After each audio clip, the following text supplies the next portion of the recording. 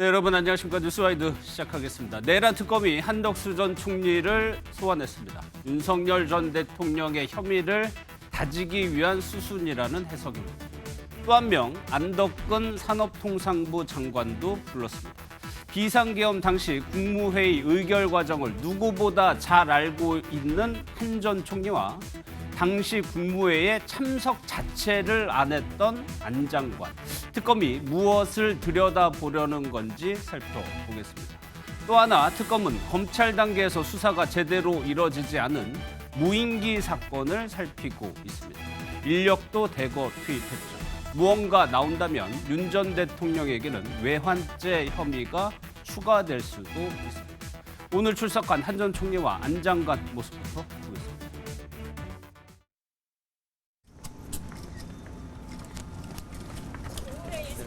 이번에 어떤 혐의로 조사받으러 오셨습니까? 글쎄요, 외환 혐의 관련해서 말씀하실 거 있으십니까? 국무회의 사후 문건 작성 폐기 의혹 대해서 한 말씀 부탁드리겠습니다.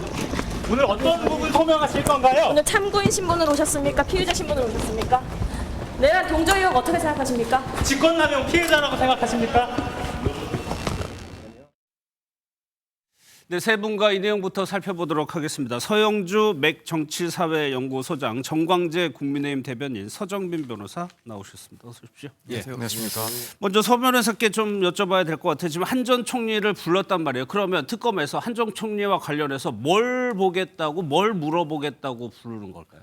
네, 일단 비상계엄 선포 당시 그리고 전후의 사정에 대해서 소환을 해서 조사를 해보겠다 이런 부분은 일단 맞는 것 같습니다. 사실 일단 특검이 시작되면서 당연히 일단 한 전 총리에 대해서 소환 조사는 이루어질 것이다 이렇게 충분히 예상은 할 수가 있었고 왜냐하면 특히 당시 이제 비상계엄을 선포되면서 그때 이제 국무위원들이나 혹은 한 전 총리가 어떠한 구체적인 논의가 있었는지 객관적인 증거가 있다거나 혹은 확인되는 사실관계들이 명확하지가 않은 부분들이 있었습니다. 따라서 국무위원들을 포함한 또 한덕수 전 총리에 대해서도 소환은 이루어질 것이다라고 당연히 예상은 할 수가 있는 사항이었고 마찬가지로 이제 해당 관련 내용들을 물어볼 것이다라는 것은 이미 예측이 되는 사항이긴 했는데 이제 조금 더 들어가자면 최근에 이제 강의구 전 부속실장을 조사를 했었습니다. 그리고 이 강 전 부속실장 같은 경우에는 받고 있는 의혹 중에 하나가 하나는 국무회의 당시에 실제 회의와 다른 내용의 그런 회의록을 작성했다라는 의혹을 받고 있었고 또 하나는 이제 비상계엄 선포문을 비상계엄이 해제된 이후에 그때 가서 사후에 새로 작성을 하고 이 문서에 한 전 총리를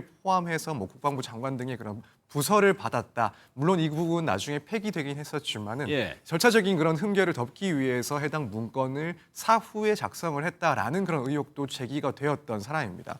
여기에 결국에는 한덕수 전 총리가 서명을 했다라는 의혹이 포함되어 있는 것이기 때문에 특검 입장에서는 이 비상계엄 이후에 이 선포문에 서명을 한 이유에 대해서 사실 질문을 할 수밖에 없는 그런 상황이라고 보여집니다. 따라서 그동안 한 전 총리가 이 비상계엄 선포 당시 그전에는 미리 알지 못했고 또 회의 과정에서는 반대했다고는 하는데 이후에 이런 선포문에 대해서 추가로 서명을 하고 폐기를 시킨 것.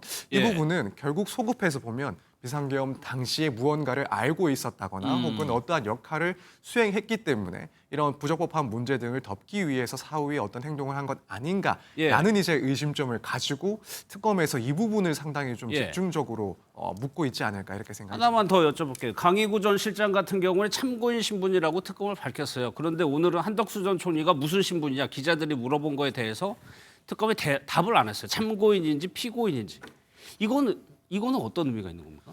네, 일단은 지금 특검에서 실제로 한덕수 전 총리에 대해서 피의자로 설정을 하고 진행을 하는 것인지 아니면은 아직 그 단계까지 이르지는 않은 증인에 해당하는 참고인으로 보고 조사를 시행하고 있는지는 정확하게는 입장을 밝히지 않았으니까 그러니까 모르겠습니다. 그게 바뀔 수도 있을까요? 네, 그렇습니다. 그래서 만약에 참고인 같은 경우에는 해당 사건에 대해서 일종의 증인처럼 증언을 진술받기 위해서 소환을 해서 조사를 하는 그런 방식인데 그 내용을 들었을 때 해당 혐의와 관련해서 피의자로 전환을 해야 될 것 같다. 어떤 혐의가 본인에게도 인정이 된다라고 한다면 이제 한덕수 전 총리가 뭐 참고인 신문으로 시작이 됐다 하더라도 피의자로 전환이 될 수가 있습니다. 또 예. 한편으로는 뭐 참고인 신문도 여전히 유지가 되면서 다른 국무위원들에 대한 그 진술을 또 확보를 할 수도 있기 때문에 예. 어쨌든 지금 혐의가 어느 정도까지 포착이 됐고 또 입증이 되느냐에 따라서는 뭐 특검에서는 시기에 따라서 한 전 총리를 피의자로 보고 조사를 또 진행할 예. 수도 있습니다. 일단 특검에서는 출국 금지까지 시켰다는 보도도 나오고 있습니다. 그러니까 소 소장님 일단 한 전 총리 본인과 관련된 혐의가 있는 거고 토요일 날 윤석열 전 대통령 또 소환되잖아요. 윤 전 대통령과 관련된 혐의도 있는 것 같아요. 일단. 그렇습니다. 사실상 뭐 소 변호사님께서 잘 설명을 해주셨는데 참고인이든 피의자가 아니든 간에 그 중간에 있는 영역에 소환한 것 같아요. 한덕수 전 총리는 예. 참고인 조사를 통해서 조사를 하다가 피의자로서의 혐의가 충분하다고 판단이 되면 피의자로 전환해서 곧바로 수사를 진행하겠다. 예. 라는 것들이 뭐 저는 특검의 생각인 것 같고요. 출국 금지 부분을 하는 거 보면 피의자로 전환될 가능성이 크다라고 보는 게 조금 상식적일 것 같습니다. 예. 다만 한덕수 전 총리가 지난 대선 기간에 국민의힘 후보로서 나오기 위해서 무소속으로 여러 가지 활동을 하던 차에 나왔던 발언들. 예. 본인은 내란의 어떤 혐의에서 자유롭다. 헌법재판소에서 내가 내란의 관계성이 없다는 걸 입증해 주지 않았냐. 그런 좀 비상식적인 얘기를 했어요. 논리 안 맞죠. 예. 왜냐하면 헌재 자체는 자격 심사를 하는 데시지 그 죄에 대한 판단을 하지 않는 것이기 때문이죠. 그럼에도 불구하고 지금 현재 현 상태를 보면 국민의힘은 그래도 안도의 한숨을 쉴 수 있다. 예를 들어서 한덕수 전 총리가 당시에 국민의힘 후보로서 김문수 후보를 낙마시키고 한덕수 전 총리를 세웠었다면 예. 사실상 내란에 어떤 가담했던 혐의가 있는 사람이 국민의힘의 대선 후보로서 출마를 하게 되는 역사의 오명을 예, 안을 예. 수 있었다는 점에 있었을 때는 그래도 국민의힘 입장에서는 한숨을 돌릴 수 있는 대목이다. 예. 저는 좀 그런 부분도 좀 봐야 될 것 같습니다. 그러니까 정광재 대표 지금 뭐 다른 국무위원들은 정치권에 뭐 그렇게까지 큰 파장은 없겠지만 한 전 총리는 소 소장이 얘기한 것처럼 파장이 어떤 혐의로 뭐 기소되느냐 마느냐 어떻게 되느냐에 따라서 국민의힘도 조금 영향을 받을 수 있을 것 같아요. 근데 사실 그 한덕수 전 총리가요. 5월 11일에 우리 당이 한덕수 전 총리로 후보를 교체하려고 했지만 당시에 당원 전체 그 투표 결과 부결이 됐기 그렇죠. 때문에 그렇지 예. 않았습니다. 그 이후 거의 2달 가까운 기간 동안에 한덕수 전 총리는 우리 당의 평당원으로서의 자격만 유지하고 있을 뿐이지 우리 당과는 이렇다 할 관계를 맺고 있지 않습니다. 그래서 이 부분과 관련해서 국민의힘과 연관 지으려고 하는 것은 좀 무리한 해석이라고 보고요. 예. 12월 3일에는 당시에 국무총리 한덕수가 존재했었지 국민의힘과는 그렇게 관계가 당시에는? 깊은 예. 관계가 아니었다는 점을 고려한다면 이것이 국민의힘으로 어떻게 번져서 한덕수 전 국무총리와의 관계를 국민의힘과 연관 지으려 한다는 것은 예. 전 지나친 뭐 정치 공세 성격이 있다고 보기 때문에 예. 국민들도 그것에 대해서까지 공감하려고 하지는 않을 것 같습니다. 그러면 지금 국민의힘이 윤 전 대통령을 보는 시각과 비슷한 겁니까? 한 전 총리를 그거보다도 보는 훨씬 더 멀죠. 더 사실 멀다? 윤석열 예. 전 대통령은 우리가 2022년에 우리 당이 배출한 대통령 후보로서 대통령에 당선돼서 정권을 교체한 공은 있다고 생각합니다. 예. 그러나 무리한 어떤 극단적인 정치 행위로 인해서 어떻게 생각하면 이 국민의힘에는 돌이킬 수 없는 피해를 안긴 분이 윤석열 전 대통령이라도 할 수 있습니다. 예. 근데 사실 그 한덕수 전 국무총리는 5월 10일에 그 책임당원으로 한번 가입한 거 외에는 그 전에도 그 이후에도 당과 직접적인 관계를 찾아보긴 어렵기 때문에 예. 한덕수 전 총리에 대한 책임론을 우리 당으로까지 확산시키려고 하는 시도도 별로 없을 것 같고요. 저는 예. 그것에 대한 공감대도 없을 것으로 예상합니다. 소장님 짧게. 아니 제가 뭐 국민의힘이 지금 책임을 물라는 게 아니라 네. 국민의힘은 참 다행이다라고 안도의 한숨을 쉴 거라는 얘기죠. 그렇죠. 그러니까 사실상 그 지금 현재 지도부를 구성하고 있는 친윤그룹에서 지난 5월 10일 날 김문수 후보에서 한덕수 후보로 바꾸려고 이거 명확하게 행위를 했었잖아요. 그런 행위가 당원들로 인해서 막혔던 것이지 예. 지금 현 지도부는 내란의 어떤 동조의 혐의가 있는 분을 예. 본인들의 자당의 대선 후보로 세우려고 했던 겁니다. 그런 차원에서의 안도의 한숨이 있는 것이지 제가 뭐 한덕수 전 총리와의 어떤 국민의힘의 책임성 예. 그거를 말씀드리는 건 아니다. 알겠습니다. 그런 말씀입니다. 서 변호사님 하나 더 여쭤볼게요. 안덕근 장관 같은 경우에는 국무회의에 참석 자체를 안 했어요. 그럼에도 불구하고 국무회의 전후 사정을 가장 잘 아는 인물과 전혀 참석을 하지 않아서 그때 어떤 일이 벌어진지 모르는 사람 같이 불렀다는 거는 특검에서 뭘 보겠다는 겁니까? 저도 사실 이제 이런 순서에 대해서 특검이 어떤 의도를 가지고 이렇게 소환 절차를 밟고 있는지에 대해서는 추측할 수밖에는 없는 상황입니다. 일단 말씀하신 것처럼 지금 뭐 안덕근 장관 같은 경우 장관 같은 경우에는 국무회의 자체에는 처음 참석하지 않았고 다만 이후에 계엄 해제를 하는 데 있어서 국무회의는 참석을 했다라고 알려지고 있습니다. 예. 그렇다면은 일단 계엄 전에 있었던 뭐 국무회의와 관련해서 물어볼 수 있는 부분은 뭐 사실상 전무하겠지만 이후에 이제 계엄 해제와 관련돼서 있었던 국무회의에서 각각에 참석했던 국무위원들이 어떠한 입장을 보였는지 또 뭐 윤 전 대통령 측의 반응은 어땠는지 일단 이런 내용들을 조사하기 위해서 소환을 한 것이 아닌가라고 생각이 들고 또 한편으로는 이제 결국에는 당시에 이렇게 참여를 했던 국무위원들에 대해서 아무래도 혐의점에서 조금 거리가 먼 사람을 또 한번 소환을 했을 때 관련해서 조금 자유로운 진술들 혹은 조금 더 객관적인 그런 진술들을 확보할 수도 있는 측면이 있다라고 보여집니다. 그러한 이후에 어쨌든 조금 더 혐의점이 짙은 국무위원들을 차례대로 소환을 하면서 보다 진술을 수월하게 끌어내기 위한 그런 순서일 수도 있다 이런 생각도 해볼 수 있을 것 같습니다. 이제 뭐 조사가 진행되고 있으니까 한 전 총리가 어떤 식의 진술을 할지는 아마 내일 뭐 언론들이 보도를 할 것 같은데 아니면 오늘 밤에요. 공통 질문 한번 드려볼게요. 김용현 전 장관 같은 경우는 거의 윤석열 전 대통령과 한 몸처럼 움직였습니다. 윤 전 대통령 편에 섰었죠. 그러면 한덕수 전 총리는 어떤 스탠스를 취할 것인가? 한번 질문을 드려볼 텐데 소 소장님은 어떤? 일단은 한덕수 전 총리는요 부인할 가능성이 높죠. 국무회의가 정상적이지 않았다라는 것들을 수차례 얘기했습니다. 그렇죠. 헌재도 헌재에서도 그랬고 얘기했고, 국회에서도 그랬고 본인은 일단은 정상적인 국무회의가 아니었음을 국민들한테 얘기하면서 뒤로 빠졌었습니다. 그러면 그러한 스탠스를 유지할 가능성이 높은 것이고 또 김용현 전 국방부 장관과의 비교를 하면 안 되는 이유가 김용현 씨 같은 경우는 사실상 지위가 국방부 장관이라서 그렇지 내란 우두머리예요. 실무적으로는요. 그렇기 때문에 이 사람 자체의 어떤 발언들은 윤석열 전 대통령을 지키려고 하는 게 아니라 그냥 본인이 한 게 맞아요. 내가 했다 다 했다. 다 했죠. 사실 얘기한 겁니다. 그러면서 마치 윤석열 전 대통령을 지키는 것처럼 하는데 본인이 다 했다 하더라도 책임은 대통령이 지는 것이죠. 그래서 결국에 김용현 씨와 윤석열 전 대통령과의 함수 관계는 어쩔 수 없는 것이지만 한덕수 전 총리는 앞서서도 나름대로 거리를 뒀기 때문에 이번에도 가서 나는 전혀 협조할 생각도 없었고 정상적인 국무회의가 아니었다고 여러 차례 얘기했고 또 그 얘기도 할 겁니다. 헌재에서 이미 이 부분에 대해서는 나를 면죄부를 줬다. 또 이 얘기를 반복하지 않을까. 그러면 서 변호사님 법리적으로 변론 전략 측면에서 한번 판단을 들어보고 정광재 대변인 생각 한번 들어볼게요. 네, 일단 저도 당연히 한덕수 전 총리는 입장을 봤을 때 뭐 당연히 부인을 할 거다. 전면적으로 부인을 할 거다라고 생각이 듭니다. 일단 만약에 이제 변호인의 입장에서 바라봤을 때 만약에라도 이제 한덕수 전 총리의 그런 자신의 생각에 비추어 봤을 때 당시에 비상계엄 선포 당시에 어떠한 역할을 했다라고 한다면 아마 지금까지 보여줬던 입장과는 사뭇 다른 태도를 보였을 거라고 생각을 합니다.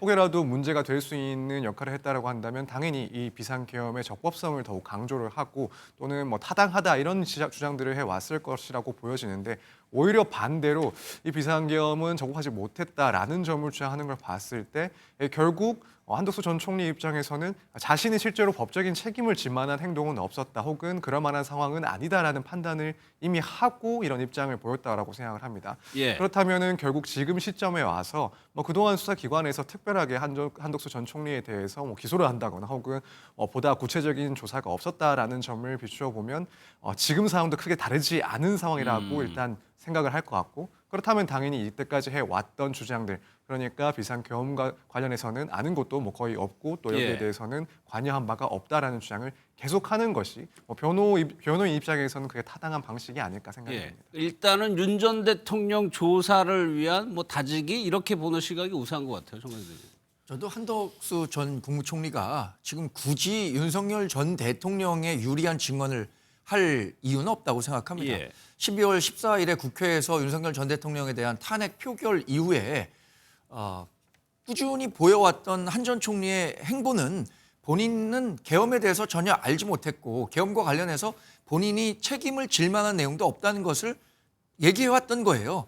사실 헌법재판소에서 재판이 진행되는 과정에서도 정상적인 국무회의라고 보기 어려웠다라고 얘기한 것부터가 계엄과 본인은 거리를 두는 확실한 전략을 채택했다고 보고요. 예. 실제로도 한덕수 전 총리가 계엄과 관련해서 사전에 어떤 정보가 있었다거나 적극적으로 동조했다거나 이것을 특검 수사를 통해서 찾아내서 입증하는 것도 좀 굉장히 좀 어려울 것으로 봅니다. 한덕수 총리가 50년간 공무원 생활을 한 분입니다. 총리도 2번째 했던 분이고요. 그 과정에서 아마 본인이 할 수 있는 일과 할 수 없는 일, 법적으로 문제가 되는 일과 그렇지 않은 일에 대해서 본능적으로 알 수 있지 않았을까라는 생각도 갖고 있습니다. 알겠습니다. 윤석열 전 대통령 토요일 날 소환되는데 결론이 났습니다. 이제 나오는 걸로 결론이 났는데 또 애매하게 또 뒷맛이 좀 남기기도 합니다. 민주당 주장부터 한번 좀 들어보도록 하겠습니다. 특검은 윤석열에게 5일 오전 9시까지 출석하라고 통지했습니다. 특검 무력과 수사 지연 전략을 쓰면서 국면 전환을 노리는 윤석열을 당장 재구속해야 합니다. 특검의 수사를 의도적으로 방해하는 변호인들에 대한 법적 조치도 망설이면 안 됩니다. 토요일, 그러니까 5일에 나옵니다. 이제 시간을 두고 이제 실랑이를 좀 벌였는데 결국에는 9시에 나오라고 특검에서 재차 통지를 했어요. 근데 여기에 대해서 윤 전 대통령 측이 뭐라고 했냐면 9시 경이라고 얘기를 했어요. 10분이나 20분 정도 늦을 수 있다라고 얘기를 했는데 저희가 한번 그 지도를 하나 보여드릴 텐데요. 윤 전 대통령의 사저하고 서울고검이 선생님 바로 길 건너입니다. 네, 그러니까 그렇죠. 멀리 있는 곳이 아니고 네. 뭐 지방에 계시는 분도 많으니까 서 변호사님께 여쭤봐야 되겠군. 그 아크로비스타라는 사저하고 서울고검이 있는데 길 하나를 사이에 두고 있는 거예요. 그러니까 거기서는 유턴할 필요도 없이 사저에서 나와서 좌회전해서 들어가면 되는 겁니다. 그런데 여기 이걸 시간을 두고 이렇게 실랑이를 벌이는 이유가 계속 이러는 거예요. 궁금하거든요. 네, 일단은 뭐 짧게 보자면 결국에는 뭐 윤 전 대통령 측에서든 특검에서든 수사권과 관련된 이 수사와 관련된 주도권을 뺏기지 않겠다. 예. 이런 상황으로 보이긴 하는데 일단은 그것보다도 결국에는 양측에서 서로 앞으로의 수순을 생각하면서 이런 시간에 대한 이야기들이 오가고 있는 게 아닌가 이렇게 생각을 개인적으로는 하고 있습니다.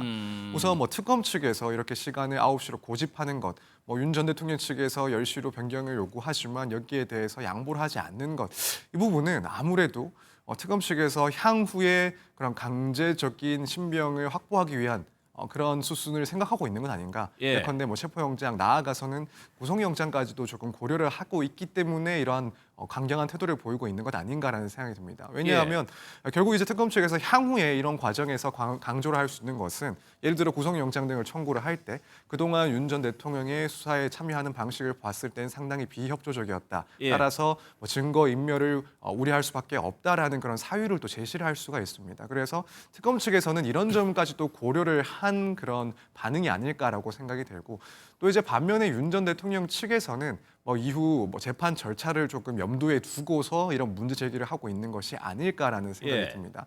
결국에는 출석과 관련해서 협의가 필요하다라는 입장을 계속 유지를 하면서 특검 측에서 뭐 윤 전 대통령 측과 협의를 하고 있지 않은 일방적인 통지를 하고 있다라고 주장을 하면서 결국 뭐 적법 절차를 위반하고 있다라는 그런 이야기를 하고 있는 상황입니다. 예. 그렇다면 앞으로 재판에 이제 만약에 재판을 시작하게 되면 재판에서도 이 수사는 부적법하게 진행됐던 수사이기 때문에 부당하다. 또 관련해서는 뭐 증거들을 신뢰할 수가 없다라는 식으로 예. 이 재판 변론 방향을 생각했을 때 하고 있는 그런 수순이 아닐까. 그래서 예. 양측이 서로 앞으로의 그런 과정들을 고려하면서 이렇게 한치 양보 없이 서로 주장을 하고 있는 상황이 아닌가. 예, 이렇게 그럴 생각합니다. 수밖에 없어요. 선생님, 아까 그 윤 전 대통령 측이 밝힌 입장을 보면은 9시에 나오면 사실 좀 늦을 수 있다. 대신에 출석은 반드시 한다. 그리고 적극적으로 진술할 것이라고 덧붙이는 이유가 분명히 있을 거란 말이에요. 그러니까 뭐 기싸움이라고 하기에는 조금 눈살이 찌푸러지는 흉한 모습이죠. 예. 사실상 피의자로서 우리가 봤을 때 전직 대통령이라 하더라도 더더욱 검찰 이 소환에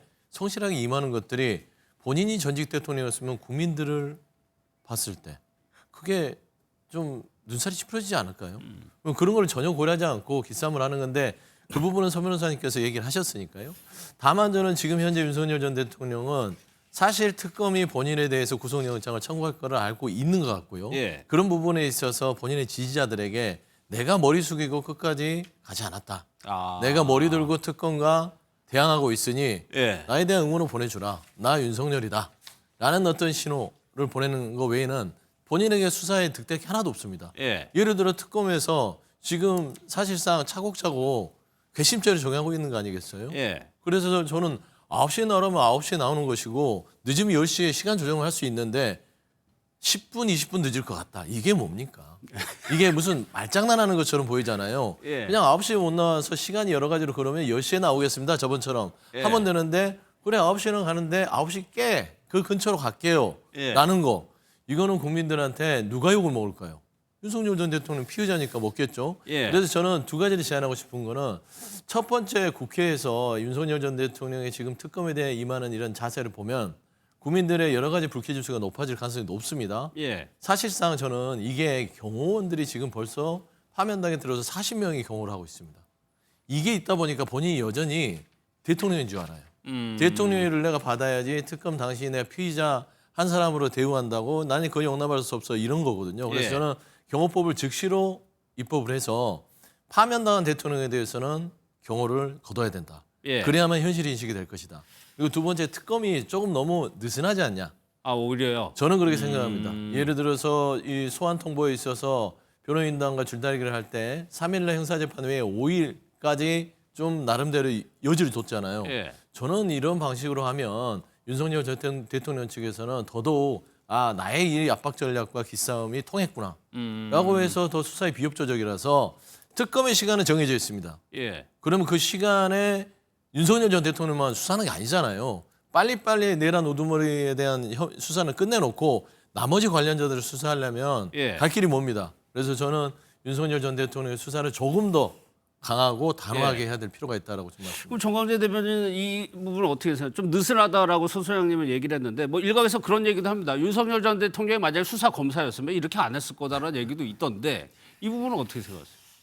저도 윤석열 전 대통령이 왜 그 출석 시간과 관련해서 이렇게 1시간 또는 뭐 10분, 20분 단위로 특검과 줄다리기를 하는지 쉽게 이해하기는 어렵습니다. 예. 윤석열 전 대통령이 2017년 당시에 이 관련 적폐 수사를 할 때 얼마나 추상같이 박근혜 전 대통령 또는 다른 그 혐의자들을 대했습니까? 그런 측면에서 본다면 윤석열 전 대통령이 본인이 당당하게 특검 조사에 응한다고 했으니까 특검의 출석 요구에 적극적으로 응한 것이 옳다고는 보는데 예. 다만 뭐 윤석열 전 대통령이 그 모든 법 앞에 평등하다는 그 진리 앞에는 평등할 수밖에 없지만 본인이 갖고 있는 방어권이라는 것에 대해서 지나치게 또 여론 플레이를 할 필요는 없다고 생각합니다. 예. 그러나 객관적 정황상 본다면 윤석열 전 대통령이 얘기하는 뭐 출석 시간 조율이라든가 이런 것이 국민들이 갖고 있는 일반적인 법 감정하고는 조금 다르다라는 측면에서 조금 더 재고해 볼 필요는 있겠다라고 생각합니다. 이 예. 윤석열 전 대통령이 이런 시간을 고수한다고 하더라도 그분을 보좌하는 지금 변호인단이 있지 않습니까? 예. 변호인단은 그러면 정확한 좀 가이드라인을 주는 게 좋지 않을까라는 생각도 개인적으로는 해봅니다. 예. 또 하나요. 이번 내란 특검에서 평양의 무인기 사건 아마 기억하실 텐데 당시에요. 북한의 자작극이냐 정말 남한에서 보낸 것이냐 남한에서 보냈다면 도대체 왜 보낸 것이냐 의문이 상당히 많이 일었던 사건입니다. 근데 서 변호사님 이거를 다시 들여다 본다는 거는 외환죄 혐의 여기까지 한번 보겠다는 얘기잖아요. 특검에서. 네, 그렇습니다. 사실 지금 내란 특검 같은 경우에 주요 큰 두 개의 수사 대상이라고 하면 하나는 당연히 이제 내란 혐의인 것이고 또 하나는 지금 이 외환 혐의입니다.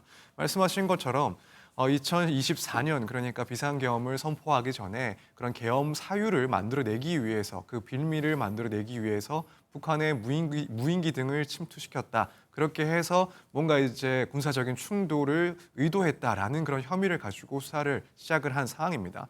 지금 이 특검에서는 상당한 수사 역량을 여기에 할애할 것이다 이렇게 일단 보여지고 실제로도 이제 당시에 군에 이제 무인기를 납품했던 그 실무자를 소환을 해서 또 조사를 했던 상황입니다. 예. 왜냐하면 지금 북한에서 발표를 했던 이 남한에서 보냈다라는 그 무인기 그 사진과 우리 군에서 사용하는 그 무인기가 상당히 유사하다라고 일단 알려져 있고 예. 그래서 이제 당시에 이것을 구입하는데 실무적인 역할을 했던 사람을 불러서 관련된 이런 도입 경위 등에 대한 조사가 이루어졌을 것이다 이렇게 보고 있는데 결국에는 이렇게 무인기의 도입 과정부터 해서 실제로 어떠한 지시가 있었는지 또 군에서 이 무인기를 북에 보낸 것이 사실인지 또 그 배경에는 어떠한 의도가 있었는지 이 부분에 대해서는 결국에는 집중적으로 조사가 이어질 것이다 이렇게 예상할 수 있을 것 알겠습니다. 같습니다. 김건희 여사 특검과 최혜병 특검도 오늘 현판식을 열고 이제 공식적으로 수사를 시작을 했습니다. 영상 먼저 보겠습니다.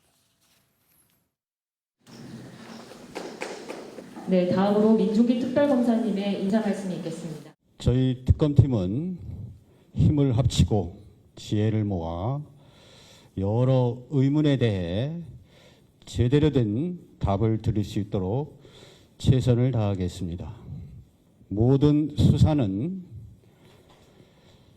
지나치거나 기울어지지 않게 진행하겠습니다.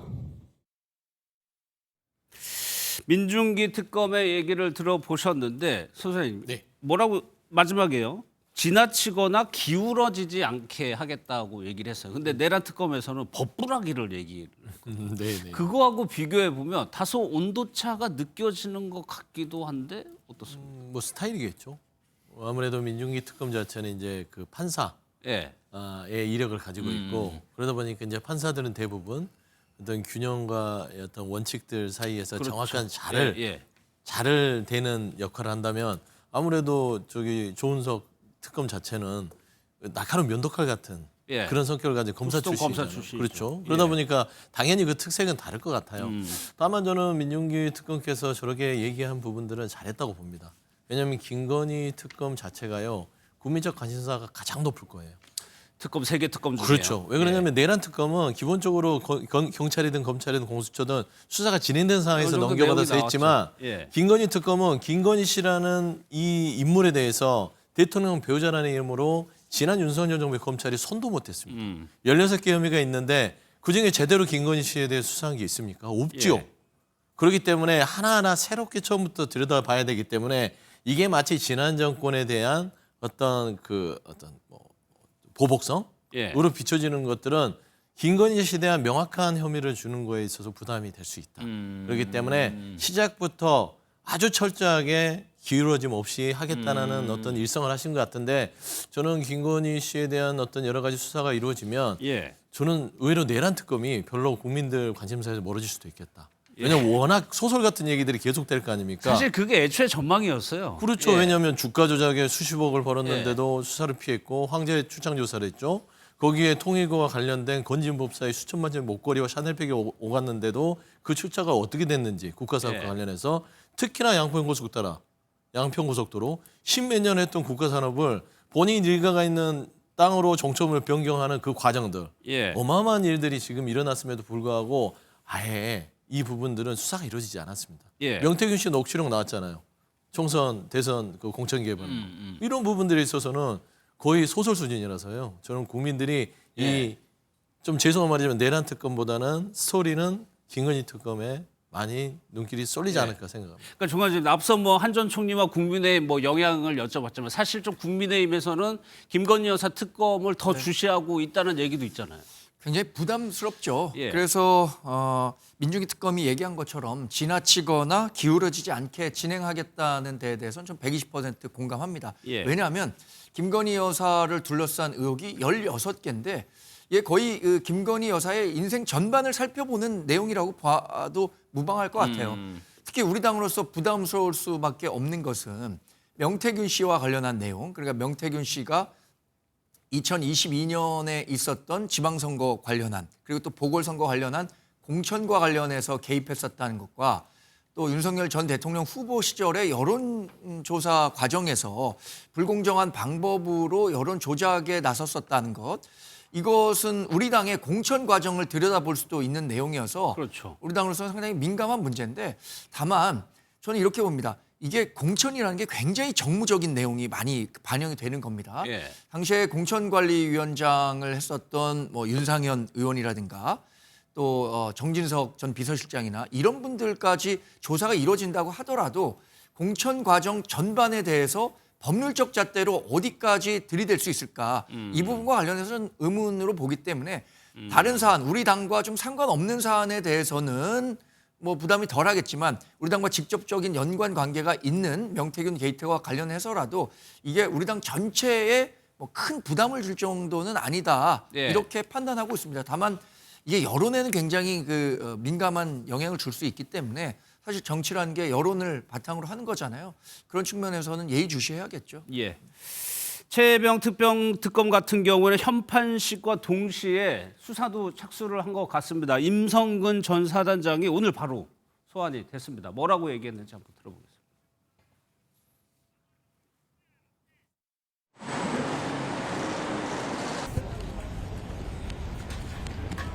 손직해병 특검은 철저하게 실체적 진실을 규명하기 위해서 최선을 다하겠습니다.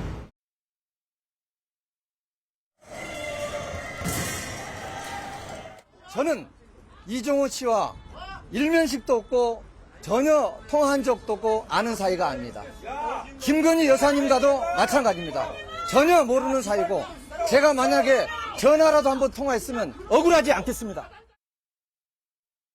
임성근 전 사단장의 주장을 들어보셨는데 서 변호사님, 여기서 지금 주목받는 게 이른바 김건희 여사의 구명 로비 의혹입니다. 근데 임 전 사단장의 말처럼 저 말이 사실이라고 가정한다면 나는 그 당사자를 전혀 모르는데 구명 로비가 가능한 거냐는 취지인 것 같거든요. 일단 뭐 본인 입장에서는 당연히 어떠한 혐의에 대해서 부인을 하고 있는 상황이었고 또 앞으로도 부인을 할 것이기 때문에 예. 이렇게 일단 진술을 하고 있는 것으로 보입니다. 사실 이런 사건에서 이제 관련된 이 당사자의 진술보다도 또 중요한 것이 결국에는 그 해당 혐의를 받고 있는 구명 로비에 관여했다라는 받고 있는 다른 인물들의 그런 진술들이 더 중요할 수가 있습니다. 또 그 예. 밖에도 정황들이 상당히 중요하게 이 수사에 작용될 수도 있고요. 따라서 지금 일단 이러한 진술이 사실인지 여부에 대해서는 결국 이 관련되어 있는 그런 의혹의 당사자들 이들에 대한 소환 조사라든가 혹은 예. 이 사실에 대해서 어느 정도 정보를 가지고 있는 관계자들의 진술을 확보를 하고 또 그에 맞는 정황들을 확인하는 것이 일단 더 중요하다라고 생각이 됩니다. 그걸 이제 특검팀에서 그거를 이제 제시할 수도 있는 거죠. 네, 그렇습니다. 그런데 그 김건희 여사 관련한 수사가 더 관심을 받는다는 게 어떻게 보면 일각에서 그런 얘기도 나와요. 지금 오히려 최혜병 특검에서 김건희 여사를 먼저 부를 수도 있다. 수사 속도가 빠르다고 한다면 일종의 특검끼리의 지금 명확하게 업무 분장이 안 된 상황이기 때문에 겹치는 부분이 분명히 있는 거거든요. 그러니까 특검의 업무 분장의 문제가 아니라 예. 김건희 씨라는 캐릭터가 지난 3년간 윤석열 정부에서 어떤 역할을 했는지가 드러나는 대목 아니겠습니까? 예. 저는 세 개 특검 다 김건희 씨가 다 교집합으로 존재한다고 봅니다. 내란 특검에는요. 왜 평온한 멀쩡한 12월 3일 날 이 불법 계엄을 했을까? 예. 그러면 그 배경은 뭘까? 당시 서울청장이 윤석열 전 대통령을 만났을 때 지극히 개인적인 가정사다라는 말 들었다. 예. 그러면 그 가정사가 윤석열 전 대통령에 뭐가 있겠어요? 김건희 씨 빼고는 뭐가 있나요? 아, 그것도 들여다볼 수 그렇죠. 있겠네요. 그러니까 결국에는 이 불법 내란의 동기에 대해서 들여다보면 김건희 씨가 나올 것이고 김건희 특검은 당연히 김건희 씨가 주체고 예. 그러면 최혜병 특검에 있어서도 사실상 이거는 최혜병에 대한 여러 가지의 그 사망에 이르게 된 원인도 있겠으나 구명 로비잖아요. 예. 임성근 사단장을 어떻게 해서 그 직을 유지하게 만들려고 했던 경로설, 경로의 배경은 무엇인가? 그러면 결국에는 그 경로의 배경에 김건희 여사라는 사람이 그 당시엔 존재했을 것이다. 그게 왜냐하면 블랙펄 대표였던 이종호 씨가 거기에도 등장하지 않습니까? 예. 그래서 저는 김건희 씨가 지난 윤석열 정부에서 했던 그 업이 이 특검을 통해서 드러나는 것이다. 예. 라고밖에 볼 수 없습니다. 알겠습니다. 다음 내용으로 좀 넘어가도록 하겠습니다. 심우정 검찰총장이 어제 사의를 표명하고 오늘 출근길에서 어제 입장문과 비슷한 취지의 얘기를 했습니다. 그 얘기 먼저 들어보겠습니다. 범죄를 처벌하고 국민을 범죄로부터 지키는 국가의 형사사법 시스템은 국민의 기본권과 직결된 문제입니다. 정말 각계층의 의견을 충분히 듣고 심도 깊고 신중한 논의를 거쳐서 국민이 필요로 하고 또 국민을 위하는 또 일선의 검사들이 사명감을 갖고 국민을 위해서 봉사할 수 있는 그러한 국가의 백년대교로서 형사사법 시스템이 설계되어야 한다고 생각합니다. 이재명 정부의 검찰 개혁에 대해서 연일 우려를 나타내고 있는데 글쎄요, 정광재 대변인 이것이 지금 검찰총장이 얘기하는 것이 일반 검사들 검찰의 분위기라고 봐야 되는 걸까요? 일반 검찰뿐만 아니라 많은 국민들이 공감하는 부분도 있을 겁니다. 예. 민주당은 검찰 개혁이라는 아주 좋은 이름. 그러니까 개혁이라는 게 사실 생각해보면 가치 중립적인 단어는 아니에요. 예. 개혁이라고 하면 다 좋은 뜻으로 해석할 수 있잖아요. 그런데 실제 민주당이 추진하려고 하는 검찰 개혁 방안이 정말 국민의 어떤 그 편익을 증가시킬 수 있는 좋은 방향으로의 개혁이냐, 예. 이것과 관련해서는 좀 따져볼 대목이 있다는 거죠. 실제로 2022년에 있었던 검경 수사권 조정 또 공수처를 만드는 과정에서 그 이후에 국민들의 그 법과 관련한 분쟁이 일어났을 때 얼마나 좋아졌느냐, 체감한 분들 많지 않습니다. 실제로 수사 기간은 굉장히 증가했다고 하고요. 범인 검거율은 떨어졌다는 통계들도 나와 있잖아요. 예. 그래서 개혁이라는 이름으로 계약이 될 수 있다는 측면도 있기 때문에 정성호 법무부 장관이 굉장히 좋은 말씀하셨습니다. 이 검찰 개혁이라고 하는 것은 국회 내에서의 입법 사항이기 때문에 입법적인 내용이 보완이 돼야 된다는 거죠. 예. 그 과정에서 국민의힘과 충분히 논의하겠다라고 했잖아요. 졸속 그 개혁은요, 그렇지 못한 것보다 훨씬 나쁩니다. 협상에서도 나쁜 딜보다 좋은 그 노딜이 배딜보다 낫다 이런 얘기 하잖아요. 예. 그런 측면에서 정말로 이 수기가 바탕이 된 개혁 방향으로 가야지 민주당이 원하는 방향으로만 졸속적인 개혁 방안을 내놓는다면 국민적 공감대를 얻기는 좀 어려울 거라고 봅니다. 요거는 서 소장님 의견 듣고 다음 내용. 네. 뭐 검찰 개혁이라는 자체가 이재명 정부 들어서 갑자기 튀어나온 건 아니고요. 예. 문재인 정부 시절부터 검찰 개혁을 추진해 왔었는데 미안의 개혁이었죠. 그리고 윤석열 정부가 들어서면서 한동훈 전 대표가 법무부 장관 시절에 검수완박이라는 국민의힘의 주장을 보완해서 검수 원복을 시켰죠. 시행령을 통해서. 그러면서 이제 검찰에 대한 개혁 자체가 멈췄습니다. 예. 저는 이재명 정부 들어서 저는 이 검찰 개혁의 시계가 다시 돌아가는 것이고 어차피 그동안 오랫동안 축적되어 있는 검찰 개혁의 여러 가지 제도적인 보완, 뭐 새로운 게 없습니다. 그걸 입법적으로 추진하고 정부가 그거를 견인하는 역할들을 할 것인데 예. 최근에 이제 검찰 인사, 그다음에 예전 정부에 있어서의 핵심 주요 보직들의 검찰 간부들이 이렇게 퇴임하는 것들을 보면 이제는 검찰 스스로도 개혁의 이 물꼬를 막을 수는 없겠구나. 예. 그걸 느낀 것 같아요. 나머지 뭐 각 지검장들이 그만두는 거는 그렇게 볼 수 있으나 저는 심우정 검찰총장이 직을 내려놓은 것은 저는 뭐 어떤 검찰이라든지 검찰 개혁에 반발해서라기보다는 사실상 특검에 대한 수사를 받을 수밖에 없는 상황 아니겠습니까? 내란 특검의 대상이기도 하고요.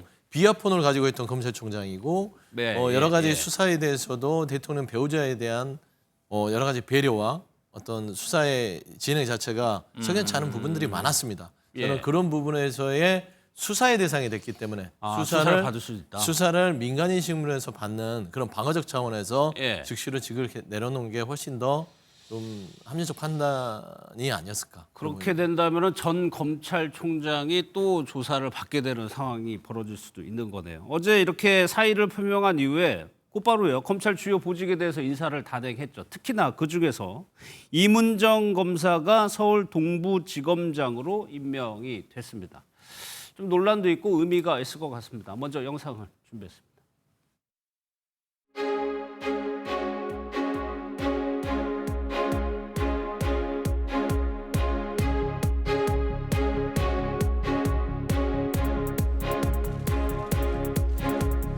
그때부터 3월 2일 사건 재배당 때까지 했었던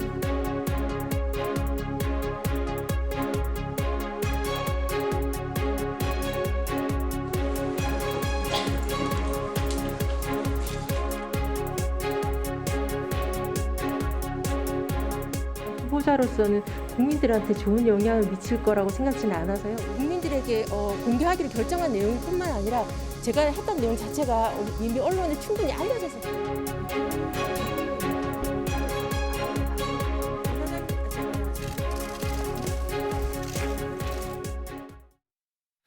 먼저 수사님, 뭐 민정수석부터 해가지고 뭐 법무차관 인사가 날 때마다 조국 혁신당은 좀 강하게 반대하기도 했고요. 네네네. 민주당 내부에서도 반발의 움직임이 나올 정도로 굉장히 누가 가느냐가 관심이기도 하고 어떤 의미를 가지느냐를 평가를 해요. 네. 이문정 부장검사가 지검장으로 바로 승진을 했다는 거는 이재명 대통령이 어떤 뭐 이재명 대통령보다는 이재명 정부에서 어떤 누중을 담은 겁니까? 일단은 뭐 이문정 동부지검장 이제 임명이 됐으니까요. 근데 이제 주변에서 비판하는 것은 아니 부장검사가 차장검사도 거치지 않고 지검장으로 가는 건 하나를 건너뛴 거죠. 하나 건너뛴 거 예. 아니야라고 하는데 돌이켜 보면 원래 차장검사를 해도 될 만한 사람인데 기수는 그 지난 정부에서 검찰 내부의 어떤 개혁과 올바른 기준을 세우라는 내부 비판을 많이 하면서 핍박을 당했죠. 예. 심지어 그만두라라는 종용도 당했고 그 부분에 대해서 소송전을 벌려서 버텼던 겁니다.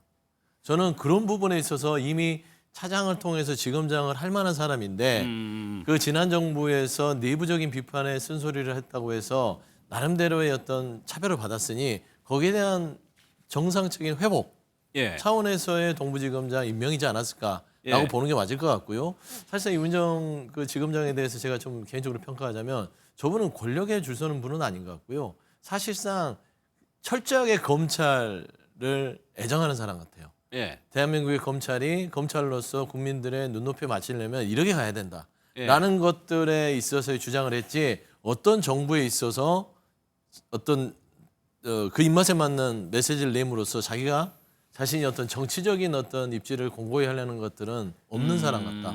그래서 저는 차기에 이대로 해서 본인의 어떤 능력들을 발휘한다면 예. 뭐 중앙지검장, 검찰총장까지도 가능한 인물이다. 아 그래요? 예, 그렇게 보고요. 그러면 지금 지지자들은 이문정 지검장 승진에 대해서 좀 어떻게 보고 있나요? 뭐 이 엇갈리는 시각들이 있죠. 근데 이제 저는 그 뭐 조국 혁신당을 비롯해서 민주당 내에서도 지금 이번 검찰 인사에 대해서 비판적인 분들은 예. 그럴 수 있다고 보죠. 속 사정을 아니까. 예. 근데 아직도 여전히 친윤 검사들이 그대로 등용되는 거에 대해서 불만이 있는 분들이 비판하는데 예. 갑자기 새로운 게 나올 수 없습니다.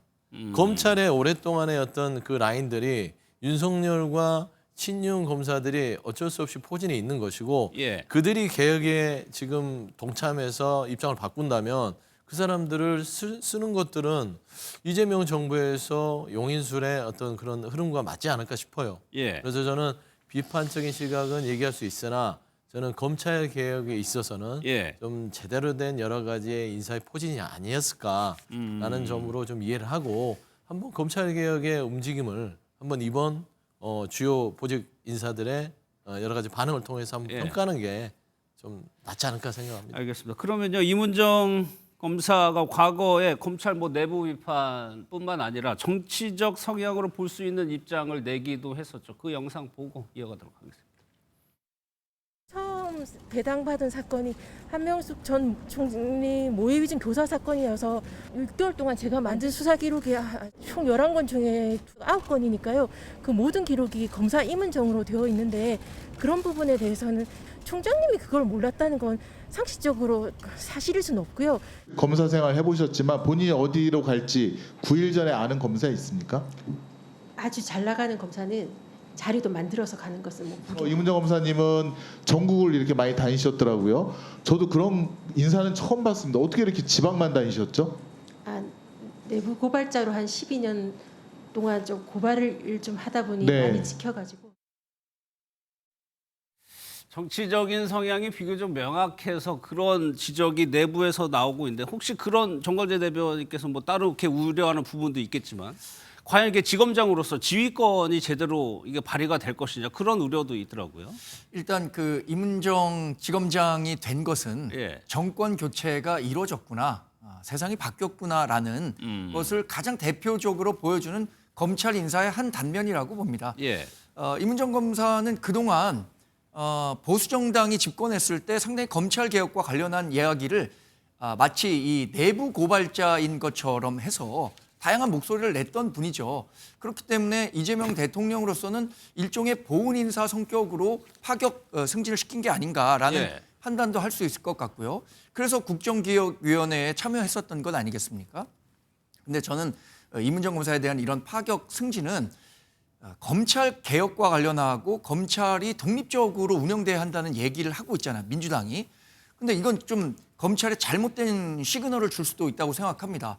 우리 편에 맞는 이야기들을 하면 언젠가 우리가 정권을 잡으면 당신은 언제든지 보훈 인사의 대상이 될 수 있다. 예. 이런 신호를 줄 수도 있기 때문에 과연 이것이 적절한 인사였는가에 대해서는 다른 평가도 가능할 것 같고요. 예. 실제로 이분이 일을 잘했다, 검사로서 일을 잘했다라는 내부 평가를 받고 있지는 못한 것 같아요. 예. 이프로스나 이 검사들이 사용하는 뭐 커뮤니티 또는 검찰 내외의 평가를 들어보면 그런 측면에서 앞으로 또 이런 인사가 검찰 내에 있다면 민주당이 얘기하는 검찰 개혁의 순수성에 대해서도 국민들이 쉽게 동감하기 어려울 수도 있겠다 이런 생각을 합니다. 소장님께 하나만 더 여쭤볼게요. 문재인 정부 때부터도 그랬지만 늘 뭐 개혁을 시도했지만 실패했죠. 잘 안 됐어요. 개혁이 쉽지 않습니다. 예, 이번에 그러면 이재명 대통령 해야 될 뭐 사명이 국민적 지지도 있는 부분이고 내부 반발이 이제 조금씩 확산될 수 있죠. 드러날 수도 있고. 그렇습니다. 어떻게 진행될 거라고? 개혁이라는 것은요.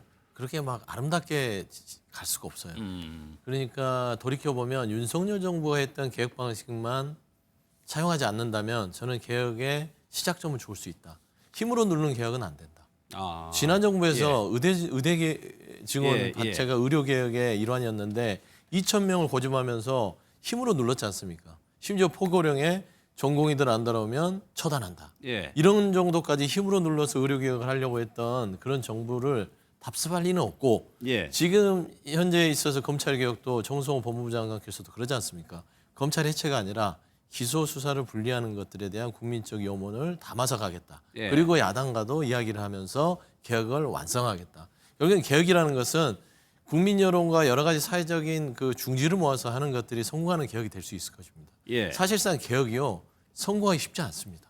그런데 그 개혁이 성공을 하려면 말씀한 대로 사람도 중요하고 여러 가지 여론도 중요하기 때문에 저는 이재명 대통령께서 특히 이재명 정부가 지금 현재 한 달이 채 이제 거의 돼가고 있는데 지금 보이는 모습대로 하나하나 차곡차곡 뭔가 이렇게 포용하면서 가다 보면 저는 검찰 개혁 자체도 성공적으로 이끌지 않을까.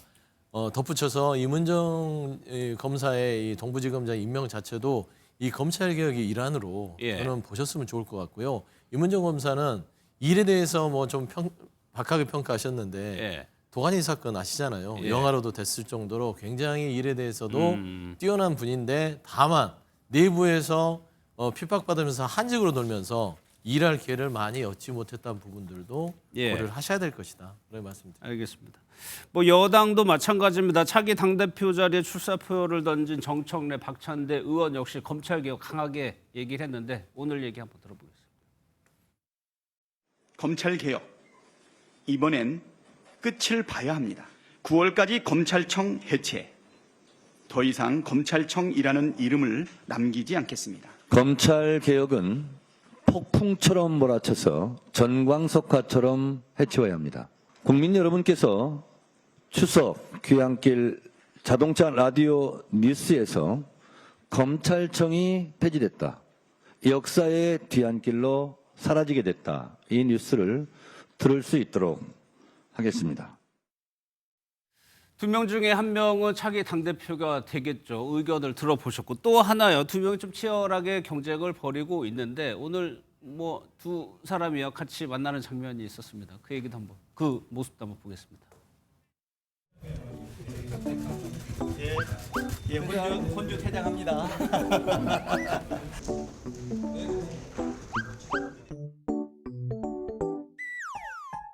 국민들의 염려가 있다고 생각이 되는데 모든 부분에 있어서 원칙을 지켜가며 유연하고 실용적인 이재명 대통령께서 깊은 계획과 숙고 끝에 이루었다 이런 생각을 좀 들고요. 이제 나도 말 좀 하자. 아까 대통령이 하는 결정은 다 옳습니다. 국민들이 걱정하지 않도록 잘하도록 하겠습니다. 검찰개혁 완수하겠습니다. 내 차 타고. 이거 내 차 아닌데. 이건 박찬대가 아니라 내 차인데. 검찰개혁을 강조하는 공통점이 있었고 이재명 대통령을 또 강조하는 모습이 보였어요. 지금 전당대회 룰이 결정이 됐던 거예요? 아직 안 됐죠? 룰은 결정됐습니다. 됐습니까? 예. 그러니까 당원 대의원에서 이제 70%, 국민여론 30% 이렇게 이제 룰은 됐고요. 사실상 보면 이제 이 지금 두 분이 화기애애한 모습들을 애써 연출하는 듯한 모습은 엿볼 수 있어요. 그러니까 사실 지금 애써 보여줘야 되는 상황인 거예요, 지금? 그렇습니다. 이제 두 이 후보들 간에 지지하는 지지층이 다르잖아요. 다르죠. 물론 큰 덩어리에서는 민주당 모든 지지층이긴 하나 그 안에서도 선호하는 의원들이 있을 거 아닙니까? 그 후보들 간에 이제 격화될 수 있는 상황들을 좀 그 두 후보 간에 좀 화기애애한 모습을 통해서 진정시키는 그런 효과도 있을 것이고 사실 두 분이 친해도 의원들이 손잡고 다니는 건 좀 흔치 않죠. 그렇지 않겠습니까? 그래서 그런 거를 좀 보여주려고 했던 메시지 같다. 그리고 가장 큰 이 두 분의 이런 화기애애함을 이끌어낸 1등 공신은 이재명 대통령이죠. 지난 시정연설에 와서 시정연설 끝나고 나가면서 박찬대 의원과 정청래 의원 손을 혹에서 잡아놓고 본인도 손을 얹어놓고 우리 건전하고 멋있게 경쟁하시고 두 분이 알아서 잘 하십시오. 그러면서 중립을 지켜버리잖아요. 그러니까 이제 이재명 대통령을 내가 더 친해라고 하면서 격화될 수 있는 부분을 조금 잠재웠다라는 점에서는 뭐 조금 좀 연출일 수 있으나 나쁘진 않다. 그래 보입니다. 사실 뭐 중요한 선거 중에 하나이기 때문에 공정성을 지켜야 되는 상황이고. 근데 여론조사를 보면은 정청래 의원이 조금 높아 보이긴 한데 또 여의도 민심이라고 해죠. 현역 의원들을 저기 하는 것도 박찬대 의원이 열심히 한다. 이런 얘기도 있고요. 저희가 조심스럽게 좀 전망을 하면 지금 8월 2일이니까 근 한 달 정도 남았다고 보고요. 그렇죠.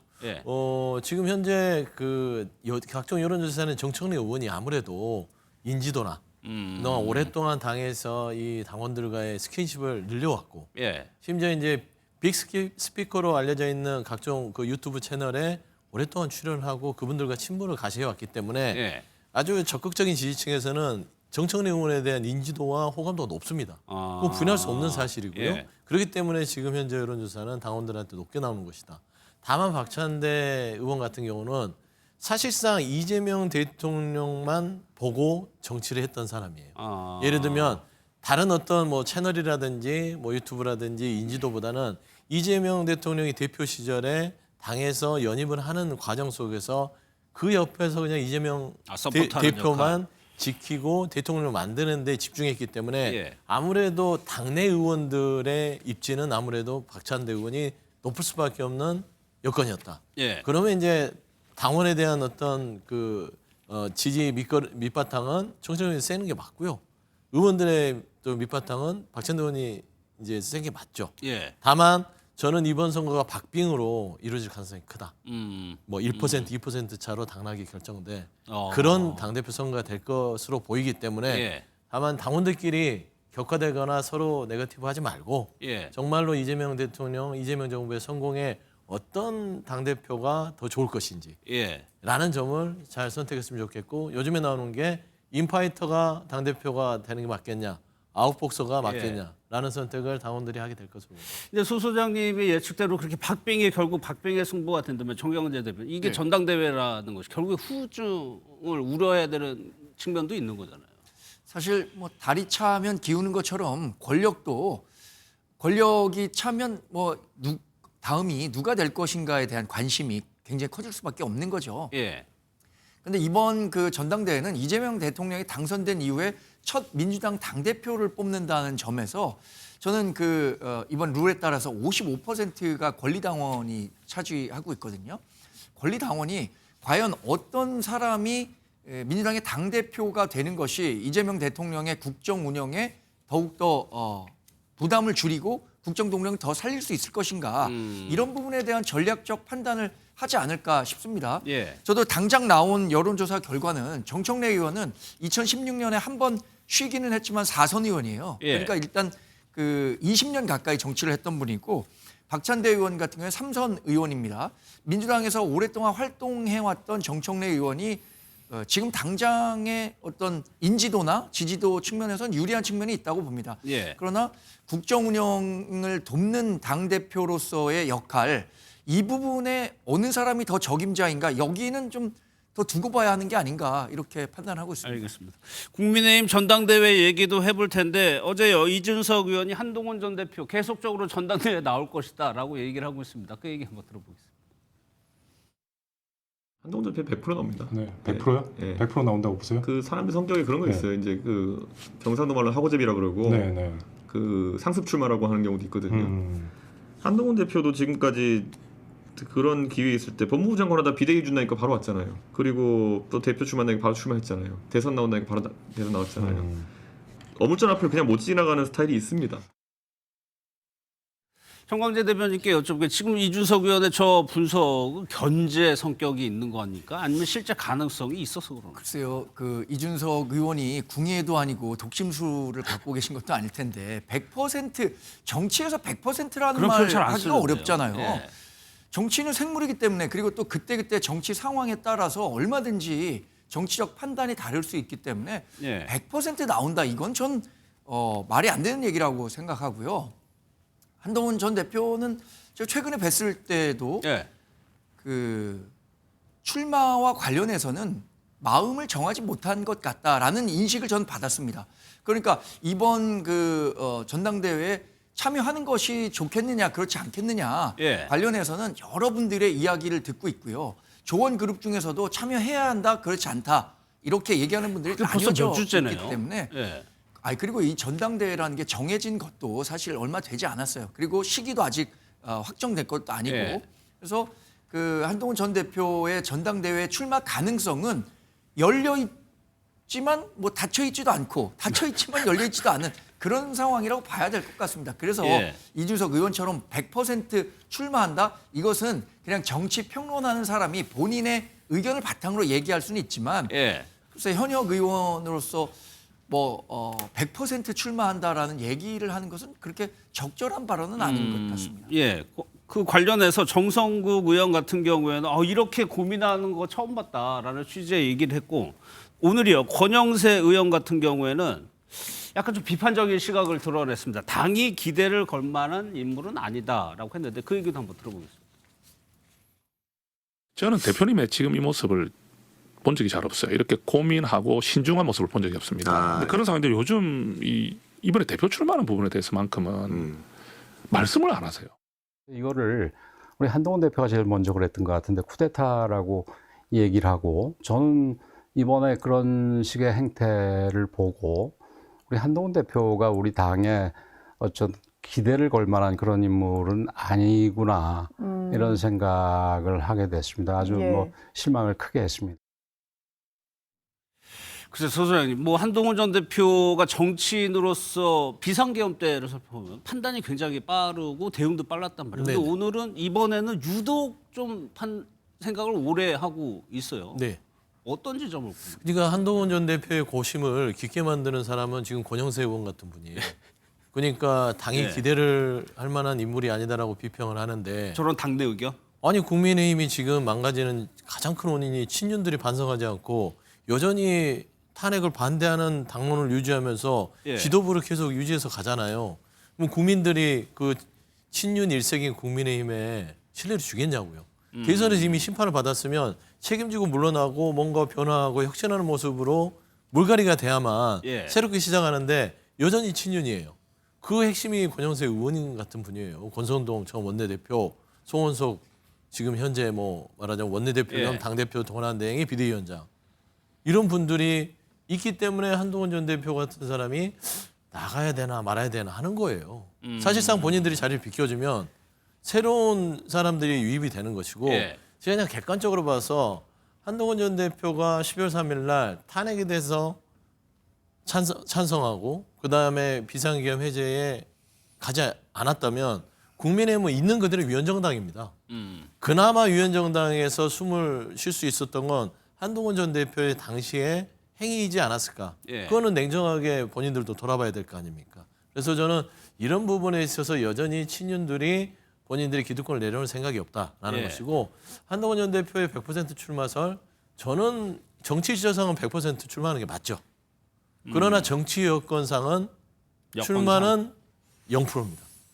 그러니까 100%와 0%가 존재하는 그런 상황이에요. 그러다 보니까 아까 정성국 의원의 말대로 예. 지금처럼 고민한 적이 없다. 사실 정치 일정이라면 쉬면 안 되죠. 나와야죠. 예. 나와야 되는데 여건 자체가 너무 안 좋습니다. 당 자체가 여전히 윤석열 친윤 일색이라서 도로 윤석열이다. 또 영자라고 해서 영남 자민련이다. 이런 상황이 됐는데 예. 거기 당대표 나가서 당대표가 된들 뭐하고 당대표가 안 된들 정치적 부담이 되는데 그 여건에서 왜 나가겠어요. 그래서 저는 예. 지금 100%의 일정과 0%의 여건을 고려했을 때는 지금 한동훈 전 대표의 출마는 50%다. 이런 상황에서 오늘 혁신위원장, 국민의힘 혁신위원장에 안철수 의원이 임명이 됐습니다. 그 얘기 한번 들어보겠습니다. 당의 근본적인 변화를 추진해갈 혁신안을 마련하겠습니다. 그 첫 단계로 사선의 안철수 의원님을 당 혁신위원장으로 모시겠습니다. 안철수 의원님은 이공계 출신으로서 의사, 대학 교수, IT 기업 CEO를 두루 경험하신 분으로 과감한 당개혁의 최적임자라고 생각합니다. 신유, 구주류 이렇게도 표현하는데 정광재 대표. 네. 그러면 이제 윤석열 전 대통령은 이제 탈당을 했으니까 그 인물을 대체한 인물을 찾고 있다. 분화 과정에 있다라고 했어요. 그러면 지금 안철수 의원으로 좀 의견이 수렴이 되는 상황인 겁니까? 이 혁신위원회가 앞으로 활동하는 기간이 굉장히 제한적입니다. 다음 전당대회까지밖에 활동하지 못하기 때문에 혁신을 하는 혁신 기구를 만들어야 하는데 어떤 사람이 적임자냐 이걸 당 내외에서 물색했을 때 저는 안철수 의원만큼 적임자는 없었다고 생각합니다. 계엄과 탄핵에 대해서 명확히 계엄에 대해서는 반대했고요. 탄핵에 대해서는 찬성했습니다. 그리고 이번 대선 과정에서 본인이 직접 후보가 되지 않았지만 그럼에도 불구하고 김문수 후보가 후보로 된 이상 적극적으로 지원 유세를 하는 모습을 보면서 당 내외에서 안철수 의원에 대해서 이제야 우리 당에 제대로 착근한 거 아니냐라는 평가를 받기도 합니다. 최근에는 대선에서 왜 패배했는지 백서를 남겨서 반성할 부분 반성하고 쇄신의 길로 가자 이런 얘기를 했거든요. 저는 안철수 의원이 내건 백서 작성과 관련해서는 120% 공감하고요. 그런 철저한 과거에 대한 반성 없이 앞으로 갈 수는 없는 겁니다. 그런 역할을 짧은 기간이지만 안철수 의원이 할 수 있다면 저는 다음 당대표가 가는 쇄신과 혁신의 징검다리 역할을 할 수 있겠다. 이런 기대를 갖고 있습니다. 그래서 안철수 의원 본인도 메스를 들겠다고 했는데 지금 지도부는 사실 반탄 지도부가 이미 다 꾸려져 있는 상황에서 그렇습니다.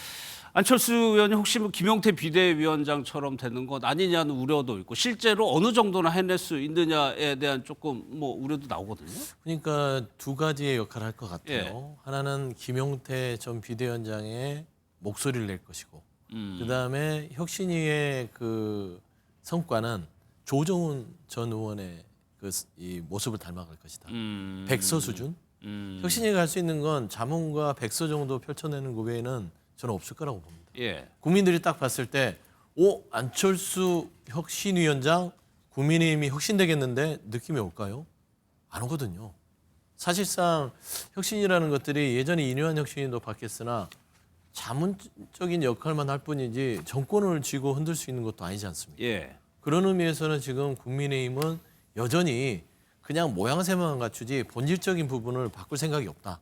제가 앞서도 재차 얘기하지만 남의 당 얘기지만 그래도 공당으로서 민주적인 어떤 역할을 해야 되는 그런 책임하에 말씀드리면 최소한 국민 눈높이에 맞는 변화는 시도해야죠. 그러니까 친윤 그룹들이 계속해서 본인들이 지방선거까지 어떤 공천권이라든지 기득권을 갖고 가겠다고 하면 국민의힘은 어떤 옷을 입어도요 변하지 않습니다. 그리고 국민들은 입는 사람 자체가 안 바뀌는데 무슨 지지를 보내겠어요. 그래서 저는 야당 역할도 제대로 할 수 있을까 걱정이 되는 부분들은 저렇게 되면 민주당에 대해서 막 공격하면 딱 한마디로 다 되치기를 당합니다.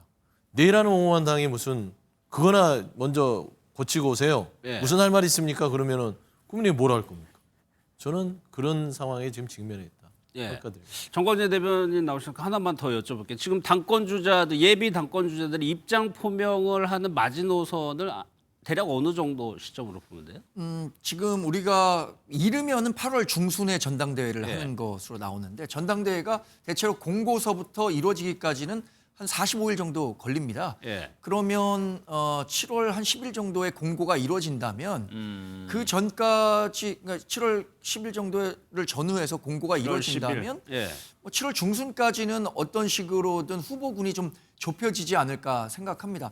근데 최근에 만났던 분들 얘기를 들어보면 예를 들어서 나경원 의원 지금 농성 중이잖아요. 제가 한번 가서 뵀었었는데 당대표 출마와 관련해서 관심이 없다 이렇게 얘기를 하고요. 그 김문수 전 예. 장관도 측근의 이야기를 들어보면 추대가 아닌 이상 출마하는 것은 의미가 없다. 이렇게 이야기하는 걸 보면 예. 글쎄 마지막에 가서야 율곽은 드러나지 않을까. 임박해서 예상해 봅니다. 알겠습니다. 정치권 소식은 여기서 마무리하고요. 이제 사건 사고 소식으로 넘어가겠습니다.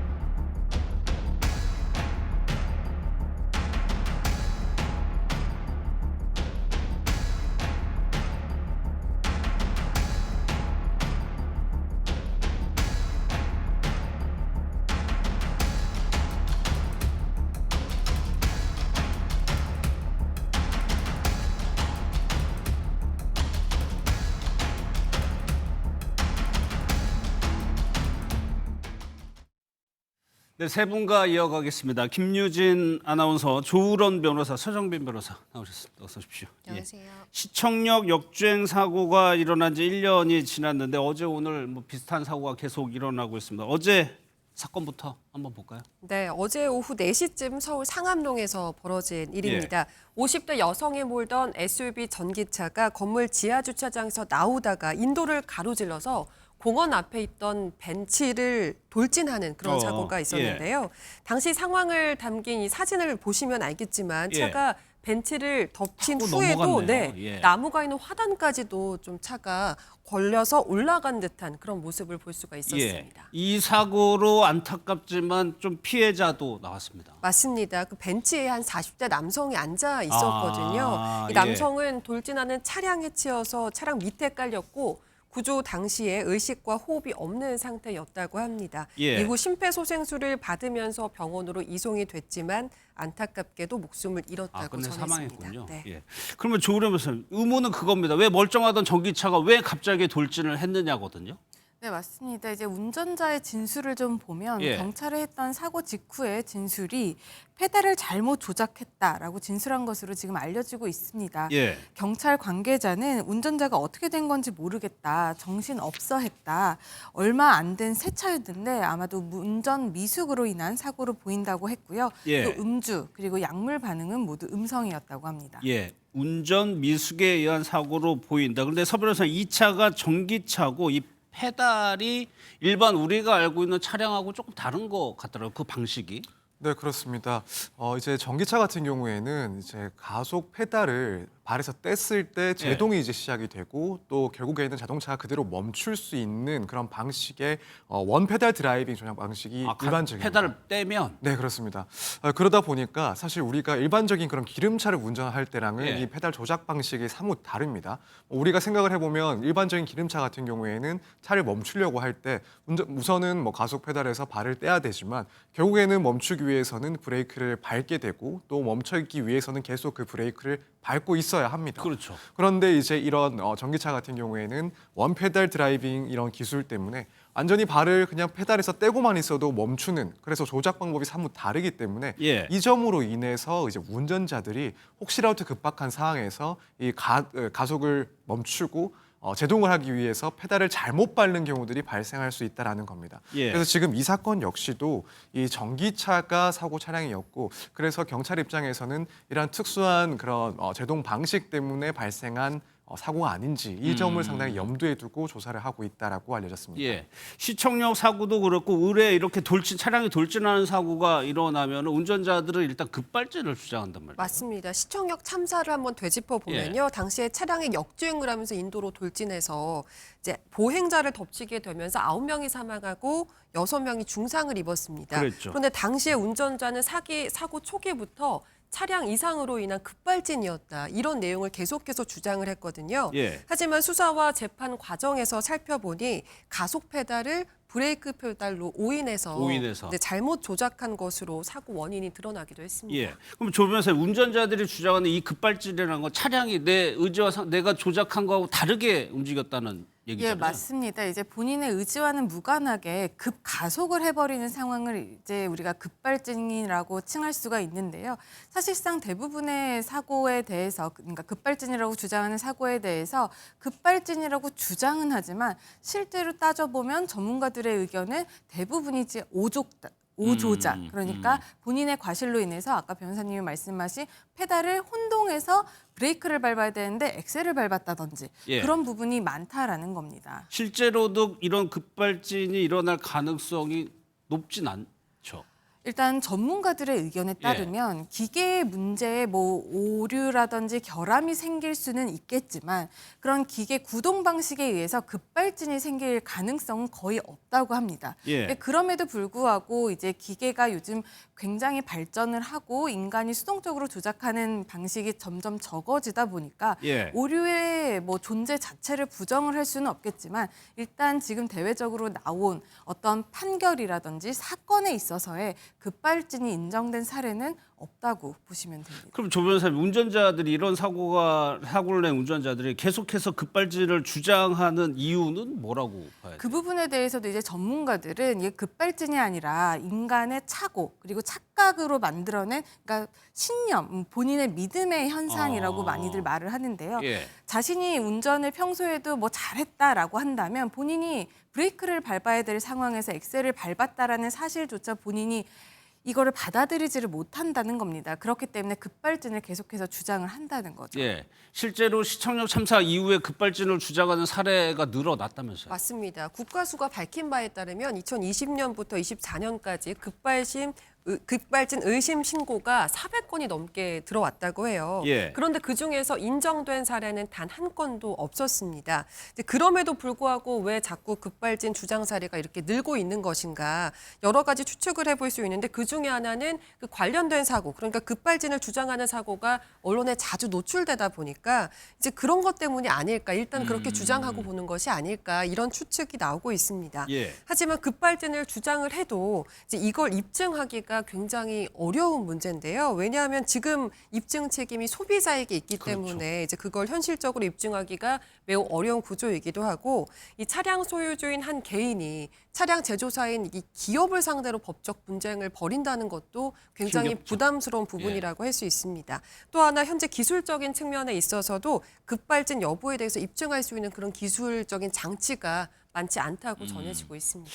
그리고요, 서 변호사님, 최근에 좀 논란되는 것이 이런 급발진 주장하는 분들 중에 고령 운전자가 많다. 이런 부분이 좀 계속적으로 뭐 문제가 지적되고 있는 부분입니다. 네, 그렇습니다. 사실 이제 급발진 사고에서 60대 이상의 운전자들이 급발진을 주장하는 경우가 기본적으로는 많기도 했었는데 특히나 이제 이 시청역 참사 이후에는 그 비중이 더 커졌다라고 통계 자료에서는 이야기를 하고 있습니다. 그래서 과거에는 이제 60대 이상의 고령 운전자가 이런 것들을 주장하는 비율이 66.7%였는데 이 시청역 참사 이후에는 94.4%에 해당하는 사람들이 이제 고령 운전자였다라는 그런 자료가 나와 있습니다.